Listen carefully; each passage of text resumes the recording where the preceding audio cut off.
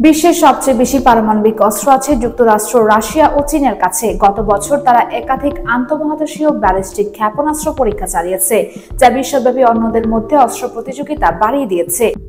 গত আগস্ট মাসে যুক্তরাষ্ট্র B-61 কৌশলগত পারমাণবিক অস্ত্রের সফল পরীক্ষা চালিয়েছে, তবে এতে কোনো ওয়ারহেড ছিল না। পরীক্ষাটি বেশ আগে চালানো হলেও 13 নভেম্বর মার্কিন জ্বালানি বিভাগের স্যান্ডিয়া ন্যাশনাল ল্যাবরেটরিজ এর এক বিবৃতিতে এই তথ্য জানিয়েছে। বিবৃতিতে বলা হয়, 19 থেকে 21 আগস্ট নেভাদার একটি পরীক্ষা স্থলে এই পরীক্ষাগুলো পরিচালিত হয়। পঞ্চম প্রজন্মের F-35 যুদ্ধবিমান দিয়ে নিষ্ক্রিয় অস্ত্রগুলো ফেলা হয়েছিল। এতে আরও বলা হয়, জাতীয় পারমাণবিক নিরাপত্তা প্রশাসনের সঙ্গে সমন্বয় করে পরীক্ষাগুলো পরিচালিত হয়। বিবৃতি অনুসারে 2024 সালের শেষের দিকে এই বোমাগুলো পরিষেবার মেয়াদ 20 বছর বাড়ানোর জন্য একটি কর্মসূচিও সম্পন্ন হয়েছে।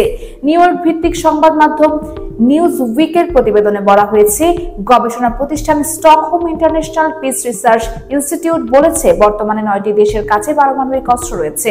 দেশগুলো হলো যুক্তরাষ্ট্র, রাশিয়া, চীন, যুক্তরাজ্য, ফ্রান্স, ভারত, পাকিস্তান, ইসরায়েল ও উত্তর কোরিয়া। সবার কাছে মোট 12,241টি পারমাণবিক ওয়ারহেড আছে। প্রায় 9,614টি সম্ভাব্য ব্যবহারের জন্য সামরিক মজুতে রয়েছে, যার মধ্যে 3,912টি বর্তমানে মোতায়েন অবস্থায় রয়েছে। West Bengal news desk.